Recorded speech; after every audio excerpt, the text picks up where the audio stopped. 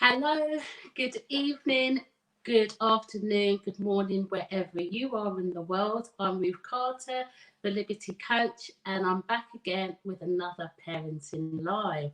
I do hope that you have had a really good week this week because we are now coming down to the end of term.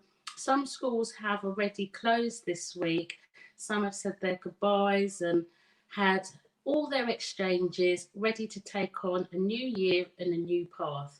And for others, they finish next week.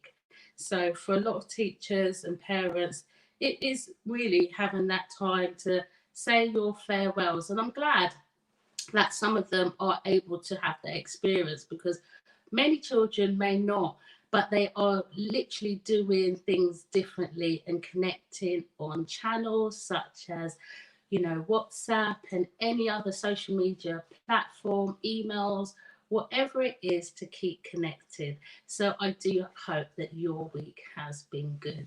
I have had a lovely week this week. It has been really, really good to kind of go deeper and looking at what I'm doing with my life. And I'm really, really glad to say that things are moving in the right direction. So, without further ado, I just would like to say that last week we covered culture and family, which is the prerequisite for the cultural rites of passage. And it's just like a foundation, a base, a baseline for you to just have those types of conversations with your family members, such as where you came from, things that are happening in your place of origin. Also, it could be things like your culture, your food, your traditions, and even the passage of how you left your original country and maybe here in the UK or in Australia, New Zealand, America, Canada, wherever you are in the Mediterranean, in the world, it is really just to have those conversations about our own roots, where we're coming from, which really does help to make up who we are, why we do the things that we do. So I won't delay too much, but I'm really glad that you're here and that we're actually doing this on a weekly basis. We still have got several rites of passage to go through, but I hope that you're getting something from it because that is my intention, that you're able to get something from it. A lot of people say that the parents don't talk to them. That's from the young people's perspective. And some adults find it very, very challenging to talk to their children. They say they don't listen, they won't stay still, they don't see them long enough sometimes to have that conversation.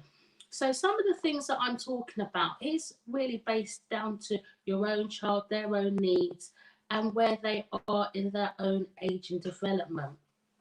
So it's not everything that I may be saying is age appropriate for your child, but when it is, have that discovery with them, have that conversation. It's about learning and teaching new skills, which we would call modeling your parent in ways so that they may take on some of those tools and share it with their children when they get older. And you may find, like with the story that I told in the blog, that these things can actually go from generation to generation to generation to generation.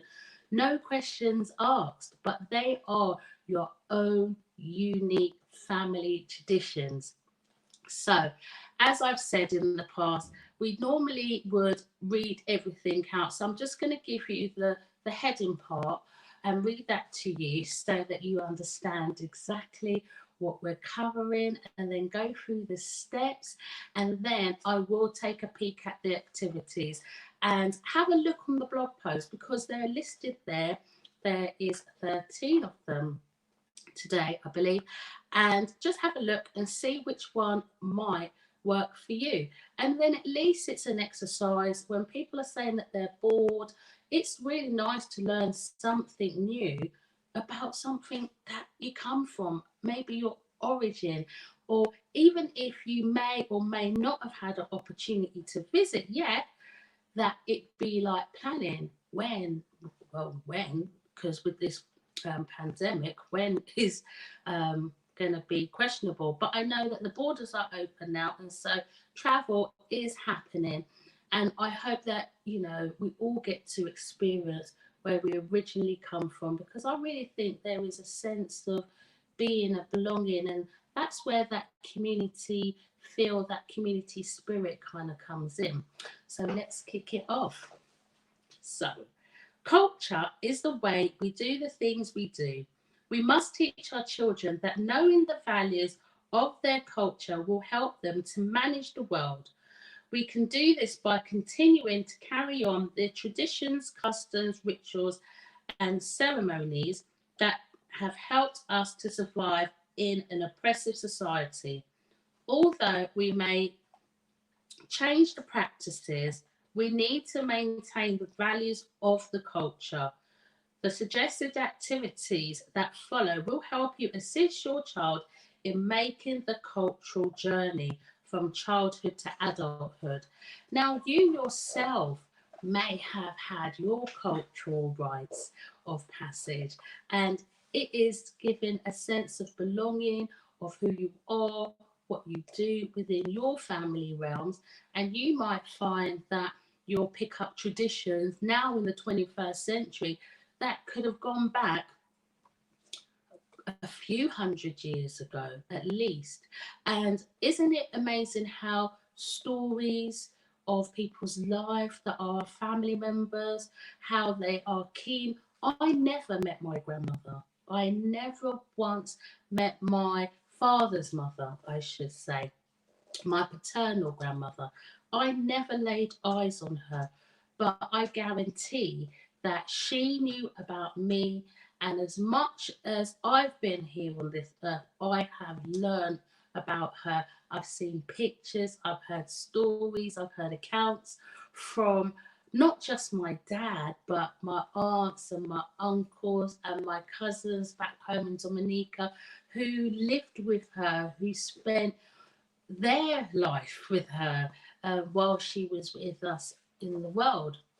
So you may have had that opportunity where you lived with a grandparent or a great grandparent or had those types of interactions. I did not have that in the early childhood as others may have. I remember my granddad used to live with us for a period of time, and I was really young. It was very early in my childhood. I would say up to the age of 5 or 6.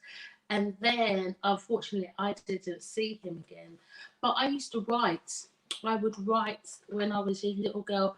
I would write letters to my granddad and my grandmother, and my grandmother would respond with my granddad's responses when he was alive. And I still have those letters today, and I wrote those letters at least 30 odd years ago. Wow. Oh, that is really telling.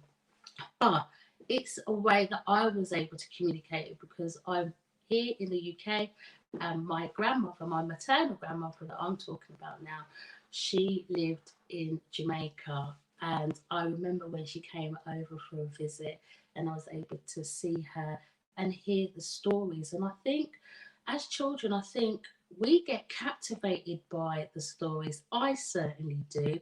And I don't know if you do, but I certainly get captivated by the stories. It lights, it sets the scene. There's a picture in play. Sometimes the picture is like a movie. Even though I personally was not there, I get to visualize that through my own perceptions based on what they are telling me. So I want you to think about those accounts that you may have had with your older generations of your family that are handing down culture, traditions, and rituals that you may have participated in. So, now we're going to actually head over to the steps. There's 6 of them, 6 steps, and they're all in the blog. But let's follow them on together. And if you've got any questions, you are always welcomed. I always welcome questions, comments, feedback. And I just want to say thank you to all of you that comment, engage, message me I really, really do appreciate it. Some of the topics that we may discuss, whether it's via email or on phone, it's not a platform here to discuss, but I am always willing to hear what your concerns are or your parenting dilemmas and give a helping hand, basically using common sense as well as the manual that we're using here, which is the Strengthening Families, Strengthening Communities Parenting Manual with the Race Equality Foundation. So, step one, it says, help your child learn about what is happening in your country of origin. Where are you originally from? Like, where are you from? Me, I would say, because years ago I had a conversation with my dad and my ex-husband, and I used to say that I am Black Caribbean, and both of them said no. You're not.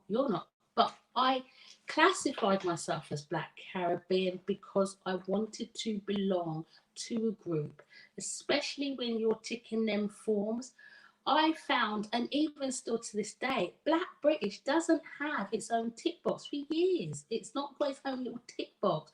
Like, it will have it in the heading, and so a lot of the times I wouldn't tick anything. I might tick where it says Black British because I was told by my dad and my ex-husband that I wasn't Black Caribbean. Like, that day, it was like, huh? Because we're looking at origins. So if you hear your parents talking about the Caribbean islands all that time, aren't you as a child going to get a sense of belonging that you come from there? When you grow up with that sense within, and then one day as you're an adult and they say, no, you're not Caribbean because you wasn't born there. I'm like, really? So I do cling to, and I say the word cling to the term Black British, but for years growing up here, and I'm in my 40s, there was not space for me to kind of have a tick box. But I would underline it or tick that, and it would say Black other, I have ticked that, but other is not my origin. I was born here in the UK, so if we're talking about origins, that is Black British. My children are Black British. My parents, however, are from the Caribbean islands, and my ancestors are from Africa. My family have been in the Caribbean hundreds. Their line, it's like it starts there. I, at the present moment in time, have not been able to trace any roots back to Africa, but I had found my great grandparents' wedding certificate on ancestry.com as the start of my journey. I did try to do a family tree, it was just way too confusing. Many of my family members have said they've started it, and it does get a little complex. You might have to start ask questions and that people may not want to answer. But number two, it says help your child learn about cultural rituals, ceremonies and traditions. That's looking at naming practices, funerals, weddings and etiquette. So one of the things in my family, we do have come from a Christian background, but we do have like christenings, which some people would say that might be the naming practices. You might use different.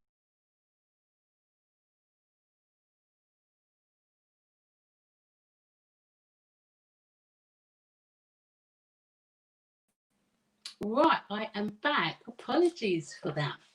So, evening, I can see someone is there. So, evening, welcome to the Parenting Live.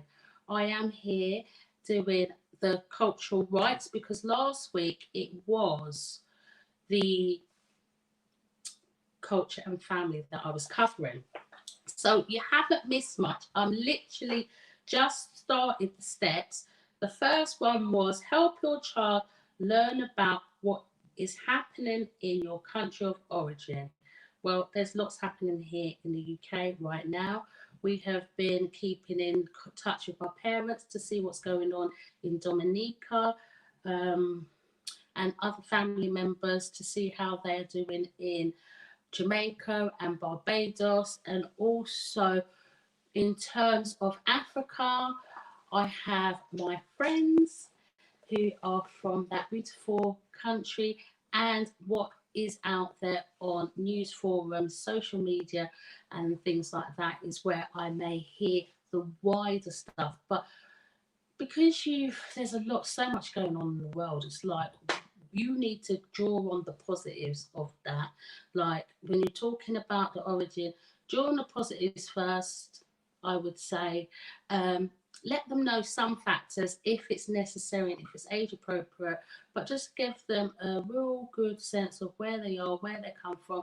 And a lot of the times, we come from really beautiful places and islands. Number two, I was on, and that was about help your child learn about cultural rites, ceremonies, and traditions.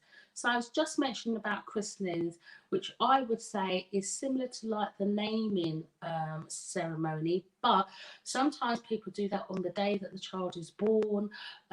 If anyone has watched Roots, they is Kunta Kinte in the family line, they lift up the child to the sky and they name the child.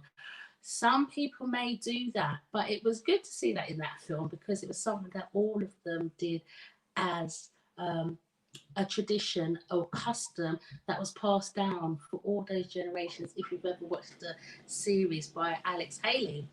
Number three, we've got help your child learn cultural values. There are some things that you may do in your culture that are specific to your culture, and those are the reasons why you do it is to be explained as the value behind what it is that you do. I shared a story. I'll tell you, this story made me laugh because it is one of the parents. We do a lot of parent share, and I'd like to try and do a virtual parent share with you all. Don't know how that would work, but I'm going to make an attempt to do that with you because this is where the learning takes place, and I think that's where the magic is. The magic is in the learning of learning something new, doing something different. And a parent shared with us about her family traditions, but because you do what the things that you do in it. I don't haven't questioned, oh, why do we eat rice and peas on a Sunday? Why do we have soup on Saturday? I've not questioned it. It is what it is. If you eat dumpling soup every Saturday as a kid and you want to be complaining, well, it's what we do. It's the culture. It's what we do. Didn't question it. This lady, she questioned this other lady, one of the parents, about it. But it sat with her. It sat with her. And she went away. And she started exploring and asking her family, the elder members of the family, why do they do this particular tradition? And then she came back and gave us the feedback. But if you want to know what that story is, you might have to go and read the blog. So, number four, participate in and teach your child about cultural holidays.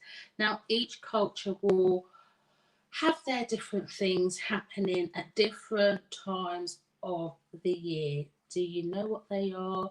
Do you know what they mean? Do you take part in the festivals that may be? So, for example, culturally, because this is kind of culture and religion for me, I think kind of come too close together in some respects, only because there are things that I don't do particularly in my culture, but my daughter has picked up some other things for herself, which I, as a parent, want to be supportive. So I may have, you know, got involved with some of the things that she does. But that's only in support of what she's doing. But it's really mainly a religious thing, I think. But because of this particular religion, a lot of people from a particular culture do this. Um, that's why I say it kind of hangs really close together. But celebrations such as, they've got Eid, their fast, they've got Ramadan, they've got all these different celebrations and rituals that they do as part of their religion, but then it's the culture of why they do it. And all of those people who, whether it doesn't matter where you are in the world, what country you come from, they have taken on these practices, these rituals that are religious, and it has become a culture because everyone in that family does it. So I try to adhere to some of my own culture holidays, not all, but some. We've got our Independence Days, we have dances, we have celebrations of things like that. But in most occasions, it's acknowledged, it's taught, it's looked at, and it's recognised. And if other people in the community are hosting events in regards to our cultural holidays, we will likely attend just to be supportive. Number 5, we're coming down. Help your child learn about traditional foods. Now, I spoke on this last week, and in the blog last week, I highlighted some of the foods that are tradition. Now, for the Dominicans, they eat something called, it's a delicacy, mountain chicken. Mountain chicken is a frog, just to put it bluntly. Have I had mountain chicken? No. Would I intend to have it? No, not in my life or in the future. I'm just not on that one. But the French eat frogs too. There was a time when the French had, attempted to colonise Dominica, but it's now a part of the British Commonwealth. But can you see how culture has kind of seeped in to another culture? Now, you've got lots of different islands and that, through colonization and things like that, people have blended cultures together. Say, for example, I'm going to mention the Trinidadians. Their culture is mixed with like Caribbean and Indian together in the food. And it's beautiful. The food is lovely. And the fact, it doesn't taste like Jamaican food at all. That's my personal opinion.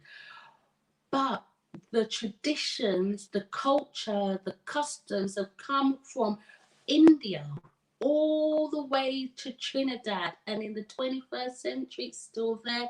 And I'm talking about clothes, apparel, wearing the bindi, the food, everything has just kind of been amalgamated together. And you know what? It's like we are like one big melting pot in this world of different cultures infusing together. Some people like it, some people don't, but it's always a space to learn. And last but not least, help your child learn how people of the same culture, ethnic background have influenced music, dance, hairstyles, and fashion. Oh, well, need I say any more? You could probably pick so many different people. Do you know what I mean? One comes to mind out of Jamaica, Bob Marley, for music.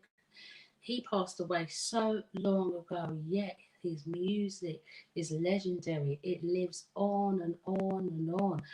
There were things like hairstyles, the afro braids and, the afro, cane rows. And now we're kind of moving on to extensions and all those types of things, which I've had quite a few conversations with, bless them, the little Caucasian girls at school asking about why they can't have a weave. And I'm saying it's not that you can't have a weave, you can have a weave. But other people from other backgrounds may have something to say about it. that these are all little girls. So I'm always of the mind, be who you are and express yourself in the way you want to. If you want to have your hair afro, if you want to have a wig, that's down to you. Another thing, like Afro beats. Did we hear about Afro beats in the 80s? No, I never did. I never heard of Afro beats. But Afro beats has become a popular music now. But there is a lot of culture behind that, you know. It comes from back in Africa, the roots. So that's that part. I am going to come to your comments in 1 minute because I said that there was 13 different cultural rites of passage that you can now. I want to mention this because the first one talks about bilingual parents. It says bilingual parents should speak, read to their child in both languages. Okay, so let me just say this quickly. My dad is Dominican. He speaks patois. The language is broken French. I do not understand it at all. They can talk around me, but I'm picking out the French words like I cannot have a conversation with any family members. And one of my uncles in Dominica, my dad's youngest brother, he, when I was there the first time, refused to speak English to me because he couldn't believe that as a 20-year-old young person, I couldn't speak the language. But when, you know, my dad's married to Jamaican, so it's not like he could have a conversation with my mum because she doesn't speak the language. My mum's been learning this language for years. I can say sakafe, hello, you know, a few words. That's like one word. I need to think about another two just to make it a few. That's how much I do not speak the language. But I personally, being that person who has a parent with another language, with another tongue, I would say teach it to your children, like teach it to them. It will help them to grow and develop, especially if they go back to their a place of origin or the family's place of origin. They'll be able to communicate and talk. Sometimes I'm sitting in their conversations, I can't understand a word, but all I can do is pick up on the French word, look at the body language and the intensity of how they may be moving or saying their things to kind of get a drift of what is being communicated. But if you do are bilingual, I do encourage you to teach that to your child. I have been learning other languages like Italian, French, Spanish, and other European. I would love to learn patois. I might have to see if there's a Dominican teacher out there that could do basic classes. But that's one of the activities. So sometimes we're thinking, oh, what can I do? What can I do with my child? That one, first off the bat, that's the first one. And I mentioned it because I feel as though I was deprived of having that in my life and getting a sense of, you know, language, tone, of because they speak differently. But I love to hear my dad speak, and he's talking more. But there was a time, I have to mention this, there was a time in Dominica where they didn't want them speaking. Well, the children, they wanted the children. This is back in the day now, because things have changed, thank God. Back in the day, they did not want the children speaking patois in school at all. Like, they did not want them talking it. But things have changed because now it's being encouraged. Because why? It is a part of culture. It is a part of their culture. How can you come and tell people not to speak their own language? You know, so that means then a whole generation, all them kids, but they do because the parents speak at home, but still, you know, obviously I've done some, you know, partnerships in Dominica in terms of gone to visit, done speaking in the schools, and I've worked with different year groups, I think from year 3 up to 6 or possibly even 7, because I think they have the middle schools. and had that opportunity, and to hear the children, obviously they're all speaking English, but to hear them having their break off in their own little conversations in their language, I just think that is cute, and it's, you know, appreciated. They're not told off, they're not told to stop. So I do think that is very, very important. And I'm just gonna pick another one. All right, so this is one that I've done. Number five, because I did mention this. Travel with your child back to your country of origin through books, colouring books, maps, globes, puzzles, internet, etc. But if you are privileged and able to do so, get your children on the flight. Yeah, because, you know, I'm talking about the Caribbean here. Get them on the flight. Get them to have that experience of when that plane door opens, that whoosh of hot air just coming over your face and your body, and it's when you breathe in, it's still hot. That's what I'm talking about, experiencing, because it's a completely different world down there. So if you can get to not just do it through the books, the internet, but actually physically change your environment, pick up yourself and go and have that experience, whether you choose to, you know, reside with family or in a hotel and then meet family along the way, however you choose to do it. I think that's a good one too. But because I'm kind of adding expenses onto it, and times are hard for people, you can stick with, you know, the maps, the globes and things like that. Video call as well, because if somebody is in your country of origin and they're at a particular landmark and you're having a video call, it'd be also nice to experience it kind of first, second hand that way. And just because I am a giver, I'm gonna go with one more. Reinforce cultural values. You know, share with your children the reasons why your family do things, because you may find that they may hold on to that themselves. They may find that they choose to keep that on for themselves. Like my daughter at the Christmas time. Now, this is the first Christmas she wasn't at home, but she was like, I'm going to see Nanny and Grandad.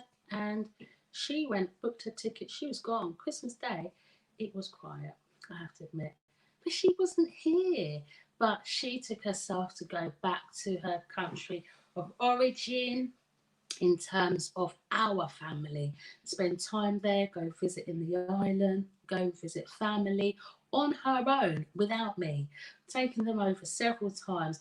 But then as your children grow into adulthood, this is things that they will, you know, continue. For me, I didn't start traveling till I was 18. Like once I was an adult, went to Jamaica, went to Dominica, America, just started traveling from that time when you get your adult passport for 10 years.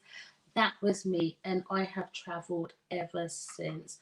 I love going to places. I had one experience going to Africa, and for me, it was nice that people that didn't look like me but lived there were saying to me, welcome home, my sister.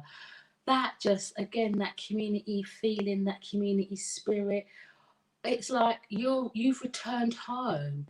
And you know, there is a long, long, long story about the black experience, especially as part of the transatlantic trade that was happening, called slavery.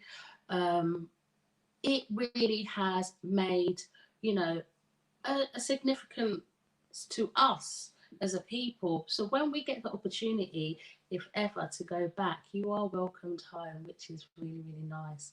So who have we got here? Let's see.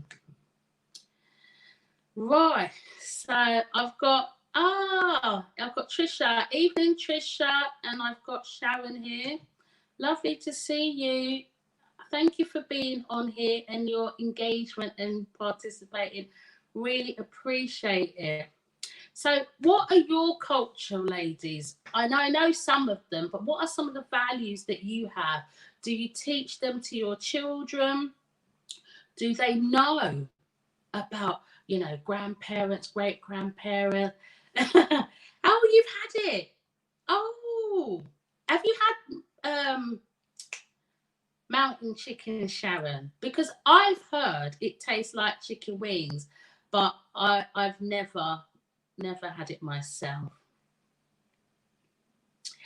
And I think also, if you do speak another language, tell me if you are sharing that with your children. Do they know how to speak it? Let's see what Sharon says here. My parents never taught me patois, but I'm learning now. Okay, so Sharon, you are in a very unique situation to me because both of your parents are Dominicans. So together they can have that conversion. Plus, I have to say, you do get the accent. I can't even do the accent. I cannot even do a Dominican accent. Sharon can do it very, very well. And when, because we are planning to have an interview with Sharon Ferrier, the author of Blossom Tree, on this platform, we had a discussion in the week, and you will hear her. I'm going to ask her if she could give me a snippet of the accent, just so that you, the viewers, can hear the tone, which I cannot do. The Jamaican tone, that type of patois, only seems to come out of me when I'm upset and cussing. That's the only time I seem to get that right, but I don't do it often, so I've never perfected it. So I've got another hello from Trisha. Thank you so much. Yes, so Trisha, let me know. Your son has gone back to your country of origin. What are his thoughts? How does that come about? What do you talk about? How do you bring it up? Like the things that happened, the events. And what is that saying? My son is, I can't see what that says, sorry, but I might have to look at the replay to see that. But I think it's really good. My daughter's dad is family off on Barbados. So like I said, I've mentioned my two, but I took her to Barbados to have a look and see. We went visiting around the island.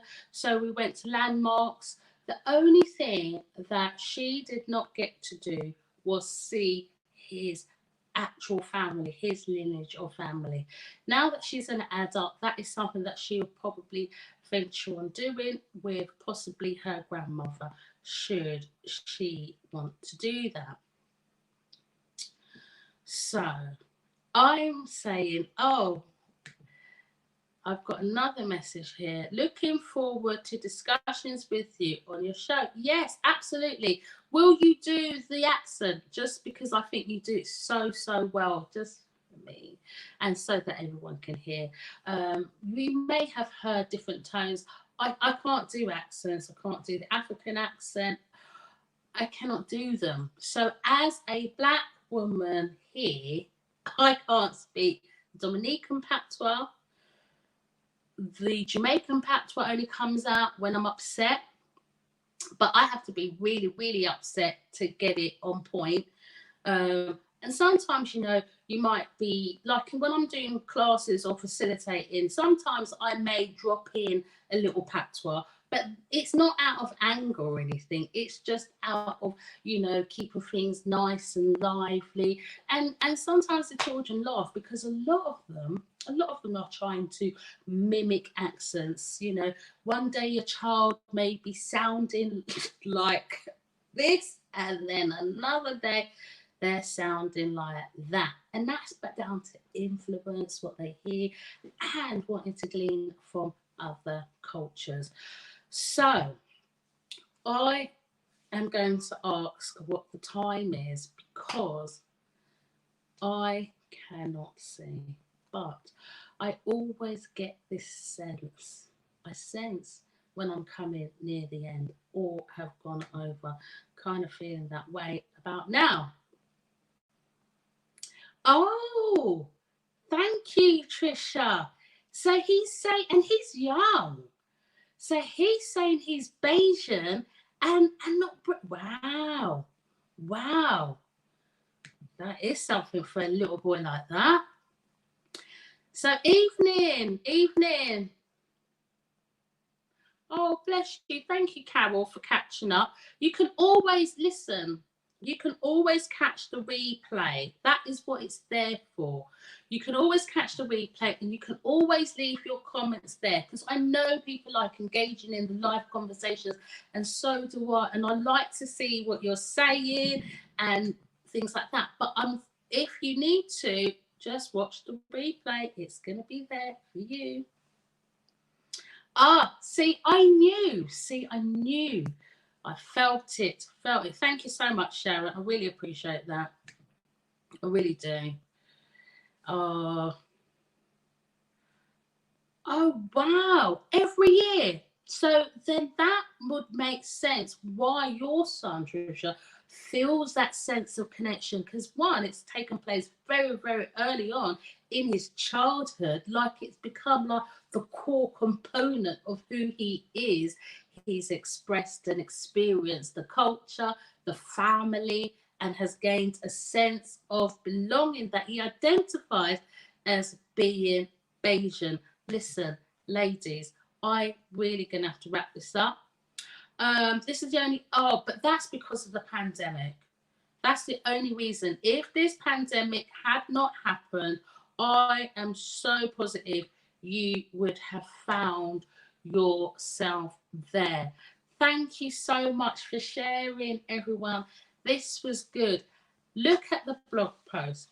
Create some discussions around the activities, and they're only suggestions because you know what? It's likely, and it's more than likely that you're already doing this. But if you're not, just have a look at the tips and see how they work for you. So if you've got any other questions, just put hashtag or email me or get it on the Instagram because I'm going to post it there. But I hope you have a lovely weekend because, you know, the weather's going to be good. I have got some lovely things planned. I'm going to be spending some time with some beautiful, beautiful ladies that are here on this earth currently now. So without further ado, I am going to say goodbye to you and God bless. Take care.